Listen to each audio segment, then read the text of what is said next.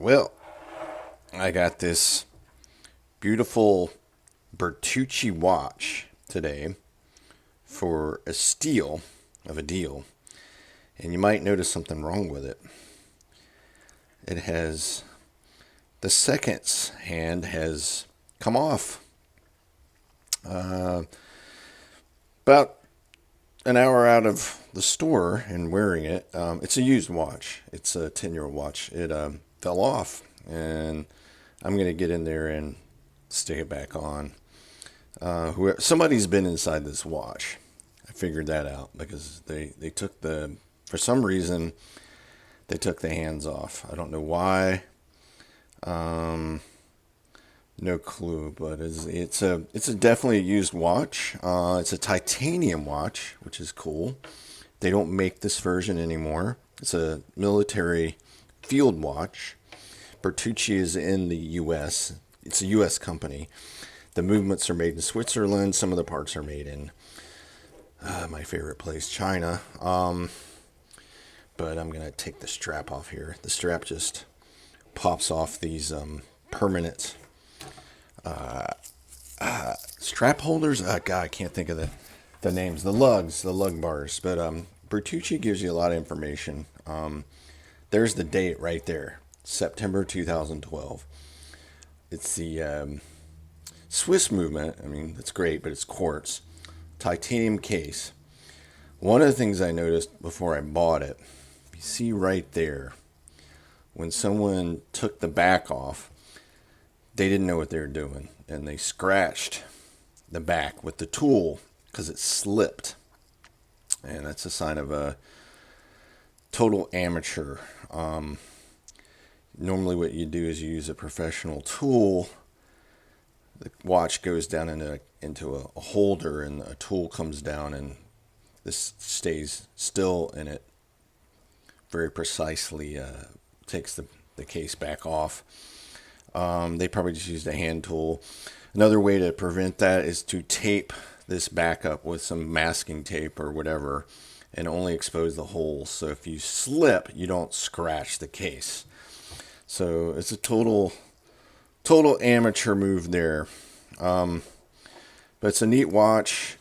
I'm going to clean it up. I'm going to take it apart, check it out, get that seconds hand back on there. It is a sapphire crystal. I tested it. I have a diamond tester. I'll show you if I back off here a little bit. And it likes to beep here. I'll turn that off. But if I push this down, well, I have to hold it correctly, and I have to calibrate the tester. So calibrated now, and then it should go up into the red and beep. That means it's sapphire, which is really hard. Sapphire is 9 out of 10 on the hardness scale, on the Mohs hardness scale. Diamonds are 10, so it's pretty hard. I have another Bertucci that I've had for a while. This is a less expensive version. This is not sapphire. It's a plastic case, same principles. And you can see I haven't scratched the bejesus out of mine. But yeah, this is the A2R Swiss movement. Mine was made in August of 2020, so it's not that old. It's 2 years old. And the strap's just going. I changed this with a elastic NATO style strap. This is the strap this one came with. This is the original strap. It's a little too beefy for me, but I'm going to clean it up. I'm probably going to flip this watch. Probably at least hopefully get 2 to 3 times what I paid for it. But I'm going to check it out and service it and clean it up. Battery works and everything on it.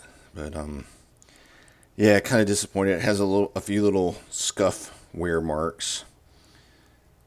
Just wear and tear. So it's not a pristine watch.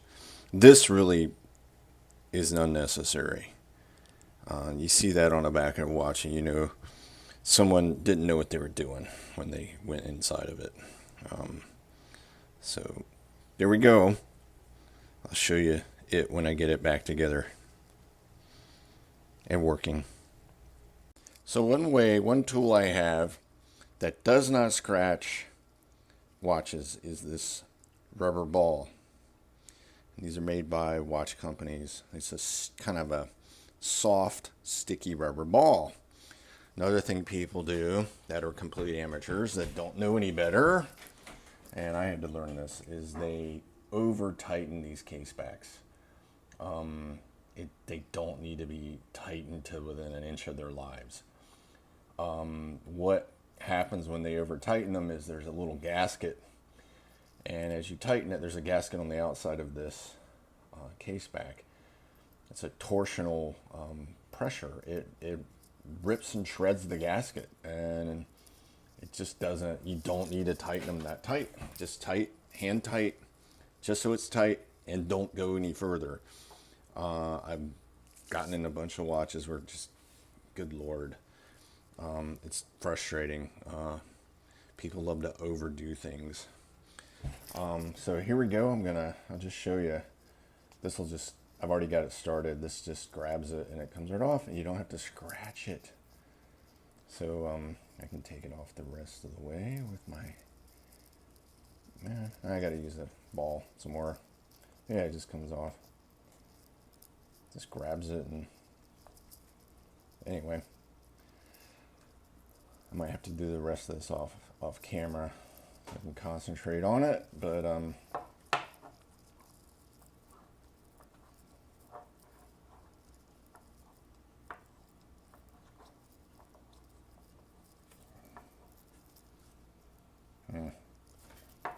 getting close.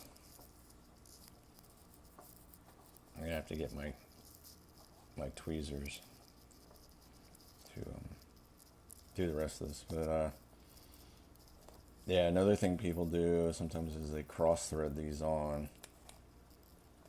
But there we go. Yeah, I got it. So I'll show you here in a second. Pause for a second while I get my tweezers. Okay, I have a bunch of different kinds of fine tweezers. Brass, which is non-magnetic, and which is really important around mechanical watches because magnetism is bad for watch movements. You can you can magnetize parts of the watch movement, the little delicate parts, get them magnetized, and the watch will stop or not run accurately. So you don't want to work with anything that's can be magnetized. And also, brass is softer than stainless steel, so it tends to not scratch. But in this case, I just have some really fine plastic tweezers that I can use to get in there and just take that case back off. And there we go. There's the movement.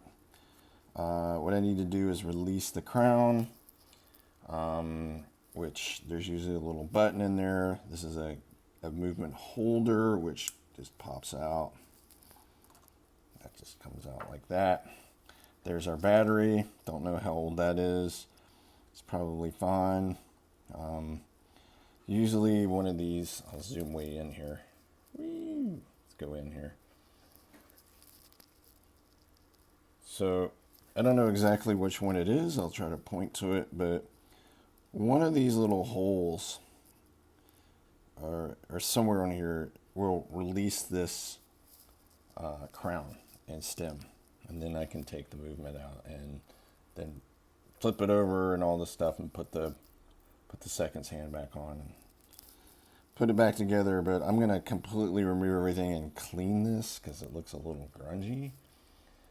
They call that it's kind of gross, but they call that dirt and stuff. This is nasty. They call it arm cheese. So gross. But I'm going to clean all that off because I don't want someone else's grime on my wrist. So this will get thoroughly cleaned. And anyway, I'm not going to show all that on camera, but I'll show you when I'm finished. I'm going to show you, okay, here I'm going to show you the where I press to remove the crown. I already have the crown kind of pulled out. So that little hole right there. So I just push this little device in there, I can't really do it, but now the crown will just come right out, just like that. And then I just set it aside over my little tool tray.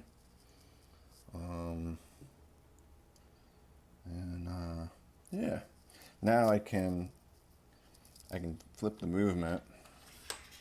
I'll show you that. So I have this little pad. This needs to be clean, so I just put it upside down. Boom. And the movement comes out. Voila, just like that. And there's the second hand. And we'll just delicately, very gently, because it's very tiny and very fragile. I'm going to take that out. I'm going to just pick it up. It's so hard to move. And I'm going to place it in my parts tray. There. It's over in my parts tray now. And I'm just going to set this movement aside and check to make sure those hands are pressed on. They're very delicately put on this tiny little pinion shaft, and it's just held on there by tension. It's sort of a hole, and you just put it on the shaft, and that's what spins around. It's very delicate. So I don't know. I don't know why it fell off. It makes me a little concerned, but I'm gonna get all back together and make sure they're on there, pressed on there well, and clean it up and put it back together and see what happens. Should be fine. Alrighty, and there's the watch case.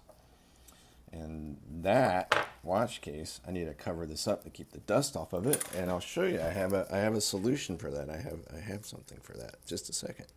So I have this cool little plastic dome, and that can just live under there and stay dust free while I work on it. So there, and then little parts, all the parts so far.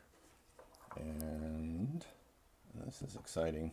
So I'm going to move this out of the way.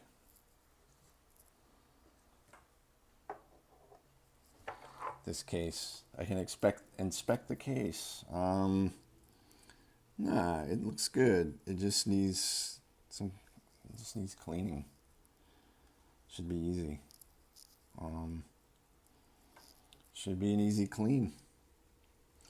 The case back, kind of surprising. Oh, it's just got some, that grease is from the O-ring, which I'm going to take off right now. This is the thing where if you over tighten, will get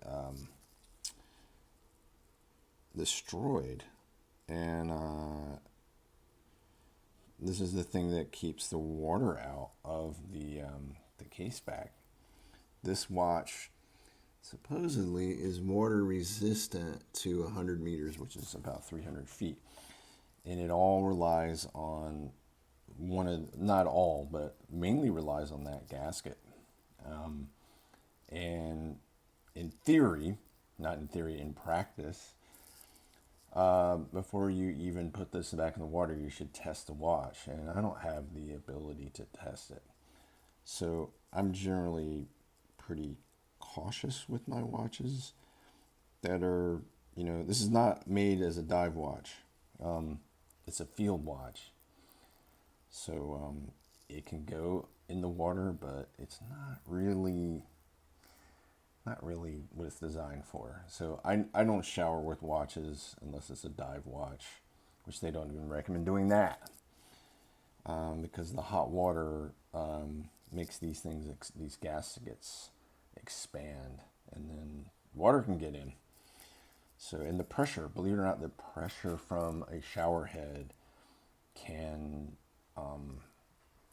cause water to get in a watch if you directly spray a shower head on some of the parts, especially the pushers and the crown. There's one watch that I don't care. I will just a use and abuse, and that tends to be Casios, especially the G-Shocks or anything that's not that expensive and is water resistant down to 300 feet. No problem. I don't care. Use and abuse, and they never get water in them. But yeah, I'm gonna take that off here, but probably do that off camera. And there's the gasket. Very, tiny little thing. Very fragile. I have some gasket grease to put on there to help it stay sealed. But it just lives on the outside of this in a little ring on the case back and creates a seal. I personally don't think these little gaskets are the best design in the world. There's much better designs than that for water resistance. But anyway, it's just too small, too fragile. Vostok, a Russian brand, has a much better design, bigger gasket. It works more like a ball mason jar lid than this. The case back presses down on the gasket as you tighten a separate ring. It pushes down on a much thicker, wider gasket that's probably 3 to 4 times wider than this. Much better design. Anyway, the more pressure as you go deeper, the more the case back presses down on it, and the deeper you go, the tighter the seal becomes. So it's an ingenious design, not like this. This is cheap. I don't know why this tends to be the favorite design. There's a reason. It's just common. Anyway, yeah, let's clean it up. Okay, I have an ultrasonic parts cleaner here, and I just have a ball mason jar, and I have the watch parts that can get in water, which is the case back, and the strap. I'm not putting any of the other parts in there because they don't really need it. Like the crown and stem, you don't need to clean those in this case. But anyway, this is just soapy water. I just used some Dawn dish soap, just a little bit, and believe it or not, I squirted some glass cleaner in there too, and just let it cook. I don't have it turned on right now because it's really loud, obnoxious, and it will ruin the sound on this video. But I scrubbed the band with some dish soap, believe it or not, and I'll give it a thorough rinsing. But it was a little grungy from the guy before. It wasn't too bad, but I could see that it had been worn, so I'm going to thoroughly clean it. I could use really hot water, but I'm reluctant to do that. It would probably take it, and when you do hot water on cloth materials, is it expands the fibers and the dirt can get out, but it also can weaken it and distort it, so I don't want to do that. So just a good thorough scrubbing. Stick everything in there. Probably need a little more water in there, but I'll get it. I'll let it cook for like 20 minutes, but here, I'll let you hear it. It's pretty obnoxious. Here. Oh, there. Pretty bad. Pretty loud. Uses like, well, anyway, you get the idea. So the parts are now out of the cleaner, and look at that. That is like so much cleaner. A little bit of corrosion or something in there. I don't know what that is. It's but it's way. It's just discoloration. Because this is titanium. Titanium does not rust. It's been, I guess, anodized. I don't know how they put that blue color on there. Maybe one of the fancy coatings, like a PV coating or something. I'm not sure. But yeah, that's cleaned up much nicer. And here's the case back without the gasket. which I have to put in, and grease. But yeah, this is fresh out of the parts cleaner. Way nicer. The scratches are there, but yep. But yeah, doesn't remove the scratches, but it cleans all the grime. So yeah, much nicer, and I will get the second hand back on the movement. I'll show you that. So what I have is this Swiss-made stuff called Rotico. It's kind of a putty. It's really cool stuff. I'll open it up here. It comes wrapped up. I've used this before. I just resave it. But what I do is I use this as a tool.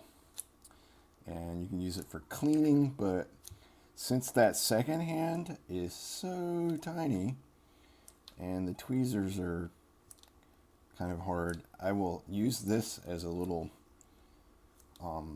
thing to pick up that second hand and place it on the little tiny pinion. I'm not going to probably be able to show this on camera because it's just so hard, but I'm literally going to go use this to pick up the hand like that and place it on the thing, and I'll know it's on there. And then I have another tool that I press it down with. I can show you that tool. So there, that'll go back. I'll set my Rotico aside. This is my second hand pressing tool. This is a cheap one, but this is it turned sideways. But you just use it to press down. It just provides, it's got a little tip on there. You can change the tips. You just use it to push down. So imagine that. That's the movement. And I'm just going to use it to push down. It'll be like this. And I'll just be carefully lining it up, looking through there and gently pressing down on the movement. So, yep.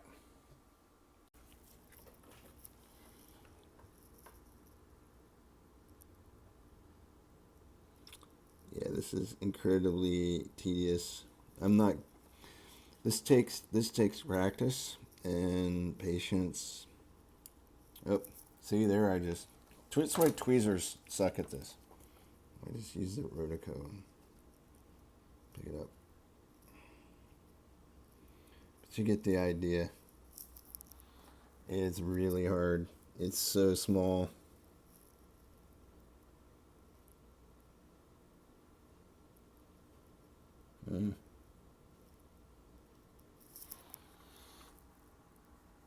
I got it. Now I just have to press it down while it's moving. So I'm going to use my tool to press it down. I got it on the little pinion. Another thing I noticed is they use too much gasket grease on the whoever did this just was unbelievably bad. See that grease on the dial? That's gasket grease. Crazy. Anyway, I got to clean that up. So now that I have the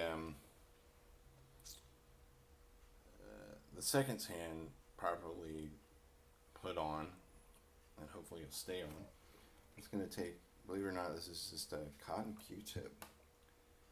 And I'm gently going to rub outwardly and get most of this up. Because the dials are fragile. Often they're, hand inked on. So I don't want to spread it inward. I'm just going to go outward with this. And remove most of this by just mopping most of it up. And then I'll get maybe a little solvent. So yeah, whoever worked on this didn't do a proper service, or it got hot. That's another suspicion I have. They put maybe a little bit too much gasket grease on, and maybe the watch sat out in a hot car or something in a hot environment, and the gasket grease got gooey, got liquidy and leaked. Because there's no lubricants in a most of the time there's not much lubricant inside of a quartz movement. A few things, but that is definitely from the gasket leaking. All from that rubber gasket that someone over. So now I have the case. I just dropped the case on. I gotta flip it over, but I'll show you here. So there's the watch in the case, and I can put the crown in. The crown and stem just goes in. There's a tiny little hole that goes into. If I can get it aligned, hard to do on camera. And that just slides in. That'll just snap in there. And then I'll put this is so easy. Like, these quartz watches are super easy. And I get my tweezers to move that into the proper, these plastic ones, which I prefer for this watch. This has got to move over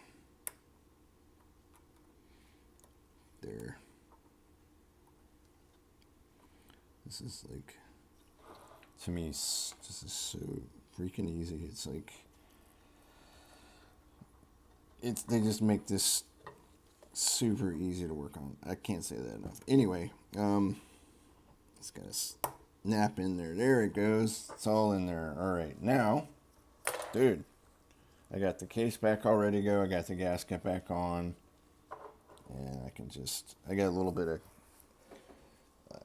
of my grease on there from my gasket grease. Clean that off real quick. Good enough for now. And this trick on these is to make sure you don't cross thread them. So I like to kind of feel it.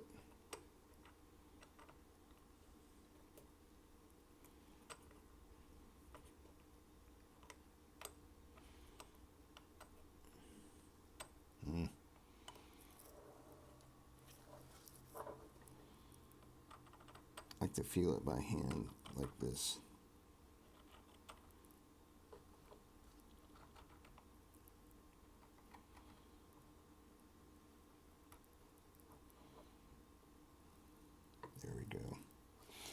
There we go. And then I'm just going to give it a slight tighten with the ball. Off camera. Not too tight. There. That's it. That's all you got to do, man. There it is.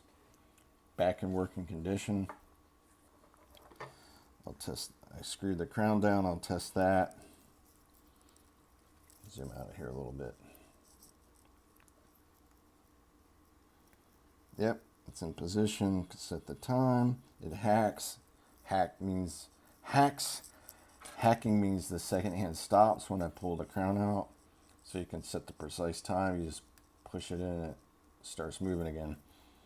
So there's no date complication on this watch. So this is a really easy one to do. I just want to double check that screw down crown. That's for water resistance. And there we go. Voila. Finished. Put the strap back on.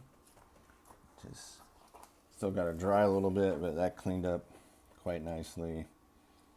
I got to thorough bath, and there we have it. Let's put that on. Let's put it on wet for now. It's damp.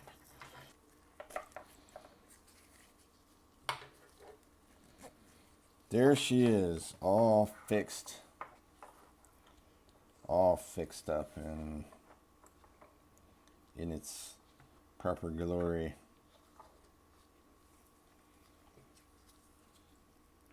Yep. How it was intended to be. And make sure that that's not coming off. That second hand's on there well. I put it on there well, and it's clean. And it's titanium. It's a cool watch. Super sport. Super luminous, which means the here, I'll see if I can show you. Look at that. It's pretty cool, eh? That's the luminous part. There you see it. There you don't. It's a fine watch. And it's light because it's titanium.